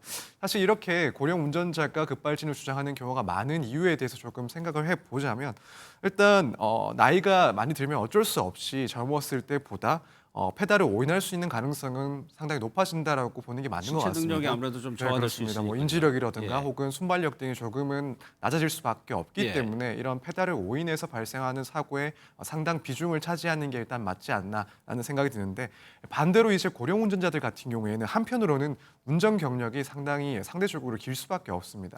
그러다 보니까 이런 페달 오인이라는 그런 미숙한 운전을 인정할 수가 없는 사람들이 더 많지 않을까. 그렇기 때문에 이런 급발진 사고를 주장하는 비율 중에서 상당 부분이 고령 운전자들의 그런 비중을 두고 있는 것 아닌가 이렇게 생각이 듭니다. 또요, 오늘 일어난 사고는 한 차량이 강릉 휴게소를 덮치는 좀 아찔한 사고가 있었어요. 맞습니다. 오늘 오전 11시 30분쯤 강원도 강릉시 대관령 휴게소에서 벌어진 사고였는데요. 80대 남성에 몰던 SUV가 휴게소 안에 있는 식당가로 돌진하는 사고가 발생을 했습니다. 사진을 함께 보면서 설명을 해드리면 영상이네요. 이게 네, 예. 차가 유리를 뚫고 들어가서 예. 손님들이 식사하고 있는 테이블을 치고 지나가서 조리기구가 있는 주방 쪽까지 굉장히 깊숙하게 들어가는 모습을 볼 수가 있었거든요. 예. 이 사고로 식당 안에 있던 16명이 중경상을 입고 병원에서 치료를 받고 있다고 하고요. 예. 운전자는 음주나 약물 운전을 한 상태는 아니었던 것으로 알려지고 있습니다. 예, 사고 자체가 워낙 참혹했기 때문에 저희가 이제 모자이크를 다 할 수밖에 없었습니다. 저 안이 식당으로 아예 차량이 그냥 확 순식간에 밀고 들어온 사고였습니다. 그럼 서 변호사님, 이게 지금 현재로서는 음주나 약물 운전이 아니라고 해요. 그러면 또 도대체 왜 또 이 차량을 이렇게 돌진을 한 것이냐에 대한 의문이 남거든요. 네, 결국에는 이 사건 역시도 페달을 잘못 조작해서 발생한 사고가 아닌가 이렇게 생각을 할 수밖에 없는 상황인 것 같습니다. 예. 물론 구체적인 조사는 이루어져야 되긴 하겠지만 일단 운전자는 스스로가 이제 페달을 잘못 조작했다라는 식으로 이야기를 하고 있는 그런 상황이고 경찰 역시도 뭐 약물이라든가 음주 상황이 아니니까 결국에는 이런 오조작의 문제가 아니었을까 이 점을 지켜보면서 조사를 하지 않을까 생각이 됩니다. 또 사실 운전을 하다 보면은 갑작스러운 그런 사고에 당황을 해서 이런 페달을 조금 착각하는 경우들도 분명히 있을 수가 있기 때문에 예. 아무래도 결국에는 이런 오조작 사건으로 사고가 되지 않을까 이렇게 생각이 됩니다. 예. 근데 조 변호사님, 이런 사고가 빈번히 된다면 좀 대책이 필요한 거 아니냐는 뭐 의견도 계속 나오거든요. 예, 그렇습니다. 그렇기 때문에 이제 서울시에서도 이를 위한 조치를 지금 진행을 하고 있는데요. 일단 광화문 광장 같이 인파가 많이 몰리는 곳 그리고 시민 공간 이 네 곳에는 차량 진입을 좀 1차적으로 막을 수 있는 대형 석재 화분을 두었다고 하고요. 또 횡단보도 턱 낮춤 구간 163개소에서는 그 길말뚝이라고 볼 수 있는 그런 것들을 좀 설치를 했다고 해요. 그리고 또 교통사고 발생 가능성이 높은 보행 취약 구역으로 지정된 101곳에는 그 차량용 방호 울타리를 좀 쳐서 예. 이런 사고가 발생을 하더라도 또 인명사고라든지 그런 추가적인 사고로 발생하지 않도록 하는 정책을 지금 진행 중이라고 합니다. 예. 다음 사고도 도로에서 일어난 사고인데 엊그제 밤입니다. 고속도로에 맥주병이 한두 병도 아니고 이렇게나 많이 쏟아졌어요. 맞습니다. 이게 광주 호남 고속도로에서 벌어진 사고였는데요. 예. 주류를 운반하던 25톤 화물차와 현금을 수송하던 4.5톤 차량이 고속도로에서 추돌하면서 벌어진 사고입니다. 예. 사고 때문에 맥주가 실려있던 것이 900여 박스 정도가 도로 위로 쏟아져 나오면서 이렇게 도로가 엉망이 된 건데요. 예. 현금 수송차 안에는 현금 다발이 들어 있었을 거잖아요. 그러네요. 이제 그것까지 도로 위로 나부꼈다고 전해지고 있습니다. 그러니까 하필이면 맥주를 운반하는 차량과 현금을 수송하는 차량이 추돌을 한 거예요. 어떻게 부딪힌 겁니까? 일단 이 차선 변경 과정에서 사고가 발생을 한 것 같아요. 예. 현금 수송 차량을 맥주병을 운반하던 화물차가 치고 간 것으로 알려지고 있는데요. 예. 아무래도 대형 차량들끼리 부딪혔기 때문에 충격이 커서 모두 옆으로 쓰러지면서 이렇게 안에 적재돼 있던 물건들이 쏟아져 나온 상황인 것으로 보입니다. 예. 이게 또 문제가 되는 것이 큰 유리 조각들이 나오는 거잖아요. 이제 이것들을 수습하는 과정이 굉장히 오래 걸렸던 것 같은데요. 도로 청소차가 잔여물들을 흡입하는 데까지 예. 수습에 꽤 오랜 시간이 걸렸던 것으로 보입니다. 그럼 서 변호사, 맥주들을 이렇게 치웠다고 하고 문제는 현금일 것 같은데 현금도 다 수거가 된 겁니까? 네, 그렇습니다. 사실 뭐 맥주병이야 깨진 것들을 치우면 끝이긴 예. 한데 이렇게 흩어진 현금 같은 경우에는 치우고 또 그것을 수거해야 되니까 아무래도 시간이나 노력이 조금 더 필요하지 않았을까 생각이 됩니다. 예. 일단 뭐 보도에 의하면 경찰도 현장에서 이런 흩어진 현금들을 수거하는 데 상당히 노력을 했다라고 하고 다행히 이제 얼마 지나지 않아서 차가 와서 이 현금들을 다시 수거한 상태에서 다른 곳으로 이동을 했다라고 해서 생각보다 빠르게 이제 처리가 됐던 것으로 보여집니다. 예. 만약에 이렇게 현금이 뭐 떨어져 있다고 해가지고 주워가면 처벌받죠.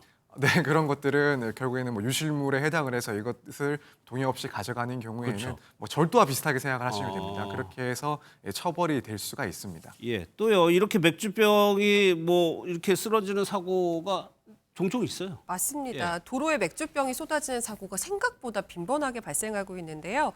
지난해 울산시에서는 맥주병을 운반하던 차량이 좌회전을 하다가 무려 9톤에 달하는 맥주병이 쏟아지는 사고가 발생을 했습니다. 예. 운전자가 적재함을 제대로 잠그지 않아서 발생한 사고였는데요. 역시 지난해에 충북 청주에서는 고속도로에서 주류를 운반하던 화물차가 빗길에 미끄러지면서 4중 추돌 사고가 발생을 했고요. 이때도 맥주병 100여 박스가 도로 위에 쏟아지는 대참사가 발생을 했습니다.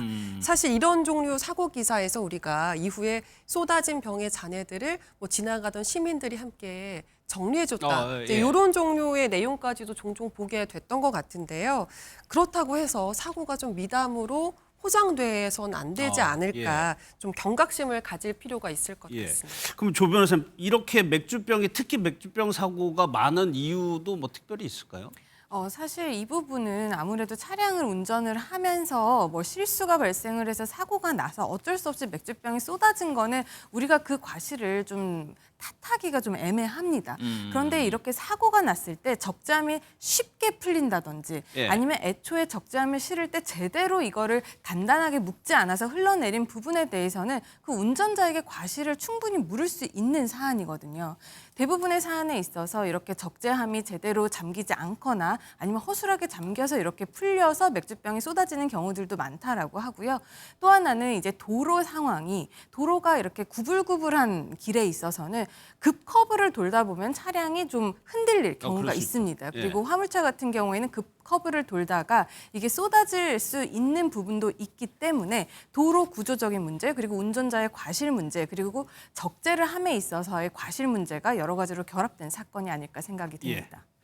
다음은요. 어제 김혜경 여사가 국내에서 공식으로는 첫 단독 행보를 보였습니다. 영상을 보고 어떤 내용인지 살펴보겠습니다.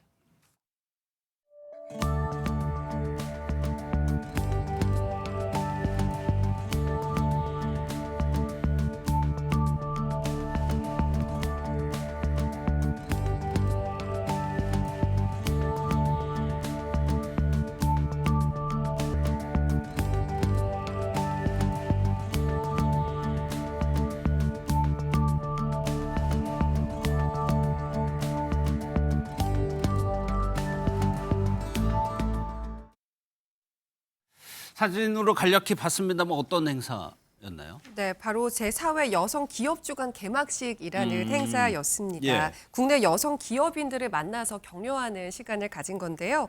이날 김혜경 여사 착장에도 굉장히 관심이 쏠렸어요. 보면 흰색 치마 정장을 입은 차림을 확인할 수 있었는데요. 밝은 분위기의 이 해당 행사와 굉장히 잘 어울렸다, 이런 평가가 나오고 있습니다. 여성 기업가라고 하면 떠오르는 인물이 몇몇 있는데 특히나 주목을 받았던 인물이 있습니다. 네, 바로 삼성가의 장녀죠. 이부진 호텔신라 사장이었습니다.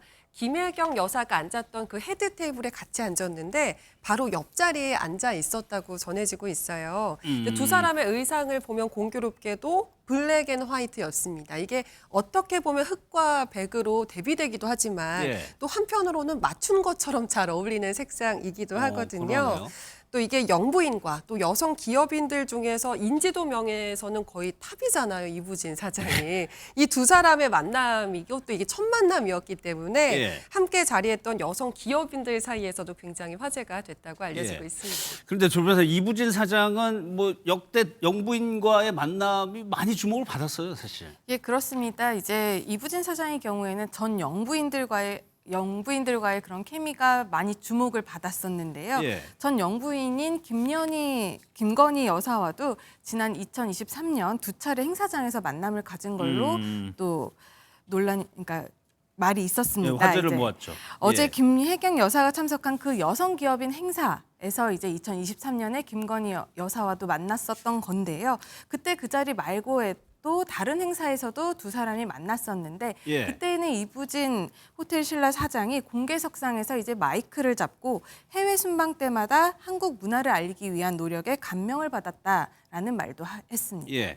뭐 물론 어제 행사에서 김혜경 여사가 가장 주목을 받았겠지만 보도를 보면 이부진 사장에 대한 관심도 만만치 않았던 것 같아요. 네, 그렇습니다. 이 행사가 이제 1부가 종료된 이후에 2부 행사에서는 김혜경 여사가 자리를 또 비웠다라고 하는데 이제 그때부터는 뭐 김혜경 여사에 대했던 그 관심이 이부진 사장에게 또 옮겨갔다라고 합니다. 그 당시 상황에 대해서 이야기를 들어보면 마치 이제 유명 연예인을 그렇게 보는 듯한 그런 뭐 장면들이 연출되었던 것 같습니다. 그래서 많은 여성 기업인들이 이부진 사장의 이름을 연호를 하기도 하고 또 한편으로는 이 사진 촬영을 또 수차례 요청을 하기도 했다라고 합니다. 이런 요청을 받은 이부진 사장은 여기에 대해서 이제 화답을 하면서 40개 정도가 되는 그 테이블을 직접 돌면서 일일이 촬영에 또 응했다라고 알려지고 있습니다. 예. 근데 저 변호사 이부진 사장이 뭐 재벌가인 것도 일반 대중들의 관심을 받을 수 있는 대목인데 그것 말고도 다른 뭐가 있어서 이렇게 관심도가 높을까요? 예, 아무래도 이부진 사장이 기업인으로서 위상이 굉장히 높기 때문이 아닐까 싶습니다. 이제 이부진 사장은 고 이건희 삼성그룹 회장의 장녀로 국내 대표 오너 기업인으로 손꼽히는데요. 그중에서도 특히 여성 기업인으로 손꼽히는 분입니다. 2010년부터 호텔 신라 사장에 취임해서 현재까지 회사의 성장을 쭉 이끌고 있고요. 그렇기 때문에 같은 여성 기업인들 사이에서도 뭔가 선망의 대상, 우상 같은 존재가 된 것이 아닐까 싶습니다. 그렇죠. 회사가 계속해서 성장하고 있다는 점 때문에 더 주목을 받는 것 같아요. 그런데 또 하나 이부진 사장이 나올 때마다 이제 따라서 나오는 기사 옷이잖아요. 패션. 네, 맞습니다. 이른바 주총 패션이라고 하죠. 매년 저희 호텔신라 주주총회 때 어떤 옷을 입고 나오느냐 이게 굉장히 관심을 받고 있는데요. 올해 주주총회의 경우에는 올 블랙으로 코트형 원피스, 그러니까 앞으로 여미는 그런 형태의 원피스를 착용을 했습니다. 지난해인 반대로 올 화이트를 착용해서 눈길을 끌었는데요. 앵커님 오늘 출근하실 때 어떤 색깔 옷 입으셨어요? 회색 티셔츠. 이런 거를 제가 왜 여쭤보냐면 이부진 사장은 무슨 색 옷을 입었는지 그 색깔까지도 좀 주목을 받기 때문입니다. 이부진 사장이 올해 올블랙을 입었다고 말씀을 드렸잖아요. 근데 이 올블랙의 경우에는 올해 좀 어두운 경기 상황을 좀 전망하는 이제 그런 색깔이어서 입은 것이 아니냐 이런 해석이 지금 나오고 있습니다.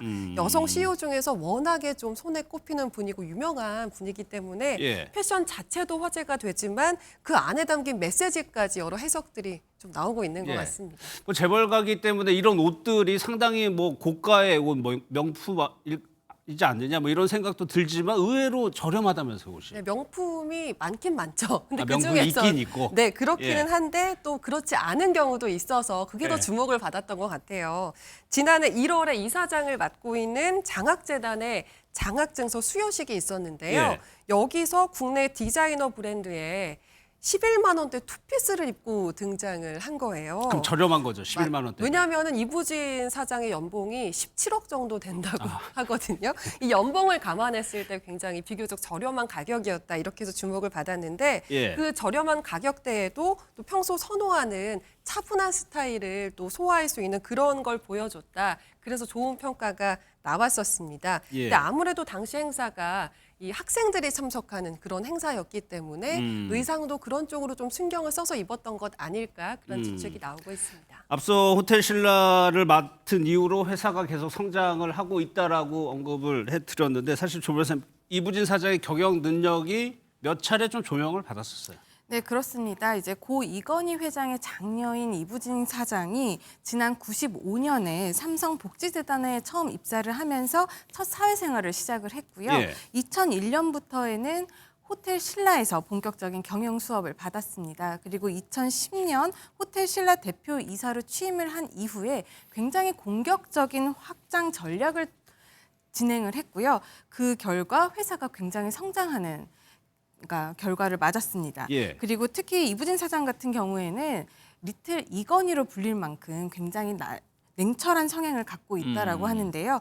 과감하고 또 결단력 있는 리더십을 갖고 있다는 평도 함께 듣는 편이라고 합니다. 게다가 2023년 12월에는 미국 경제지 포브스가 발표한 가장 영향력 있는 여성 100인에도 이름을 올리기도 했는데요. 당시에 한국인으로서는 2명만 그 명단에 올라갔었는데 그중에 1명이라는 점도 우리가 주목을 해봐야 될 지점 같습니다.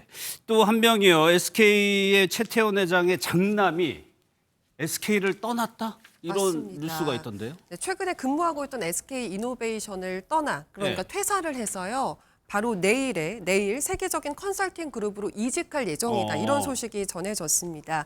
차녀인 민정 씨 역시 지금 미국에서 스타트업을 창업을 했다고 알려졌기 때문에 현재 3남매 중에 지금 막내거든요, 인근 씨가. 예. 그런데 3남매 중에 SK그룹에 남아있는 사람은 장녀 최윤정 씨뿐이라고 볼 수 있을 것 같습니다. 예. 떠났다 퇴사했다고는 하지만은 결국에는 다시 SK로 돌아오겠죠. 그럴 가능성이 높다고 봐야 할 것 예. 같은 게요. 국내 주요 그룹의 2, 3세들이 이렇게 글로벌 컨설팅 회사를 거쳐서 그룹의 주요 임원으로 복귀해온 사례가 굉장히 많기 때문인데요. 실제 인근 씨의 큰 누나인 최윤정 씨의 경우에도 마찬가지였고요. 현재 정몽중 이사장의 아들인 정기선 부회장을 비롯해서 아모레퍼시픽 그룹의 장녀 서민정 씨 역시 그런 코스를 밟았다고 알려지고 예. 있습니다. 그럼 서 변호사님 이렇게 많이 재계 2, 3세들이 컨설팅 회사를 경험을 쌓는 이유는 뭐가 있을까요? 네, 일단 재벌가에서는 이런 글로벌 컨설팅 회사는 이제 경영 전반을 압축해서 경험할 수 있는 통로라고 이제 그렇게 알려져 있습니다. 그래서 뭐 일부에서는 경영 사관학교다 이런 이야기도 나올 정도로 상당히 선호가 되는 그런 업이라고 합니다. 그 내용을 봤을 때 결국 다양한 산업을 접하기도 하고 또 미시적으로 혹은 거시적인 그런 경제 상황도 파악을 할 수가 있고 뭐 기술이라든가 마케팅 전반 등을 또 다루게 되니까 결국에는 경영 전략이라든가 조직 운영 방식, 글로벌 시장에 대한 그런 이해도도 상당히 빠른 시간 내에 경험을 할 수가 있는 그런 장점이 있다고 합니다. 뿐만 아니라 이런 업을 하면서 결국에는 재계의 주요 인사들과도 관계를 갖고 또 인맥을 쌓을 수도 있는 그런 장점이 있기 때문에 이런 재벌 2세 혹은 3세의 그런 자녀들이 글로벌 컨설팅 회사를 자주 일을 하는 그런 모습을 볼 수 있다라고 알려지고 있습니다. 그런데 이렇게 진로를 결정하는데 최태원 회장과 노소영 관장의 영향이 컸어요? 그거는 사실 지금으로서는 밝혀진 부분이 없기 때문에 확인할 수가 추측의 없죠. 영역이긴 한데요. 아무래도 일단 진로를 정하거나 뭐 그럴 때 가장 가까이 있고 나에 대해서 잘 아는 사람한테 조언을 구하게 되는 그게 부모님이잖아요. 그러니까 이번에도 뭐 대기업 회장이나 그 자녀라고 해서 다르지 않지 않을까 그런 부분에서 나오는 얘기가 되는 것 같아요. 또 실제로 최태원 회장이나 노소영 관장이 자녀들과 굉장히 돈독하게 잘 지내는 것으로 알려져 왔기 때문에 이런 이야기가 더 힘을 얻고 있는 것 같은 그런 분위기입니다. 예. 또 뭐 최태원 회장이 평소에 뭐 3남매에게 뭐 진로에 대한 상담, 뭐 아버지라면 뭐 할 수 있는 거죠. 해왔다고도 합니다.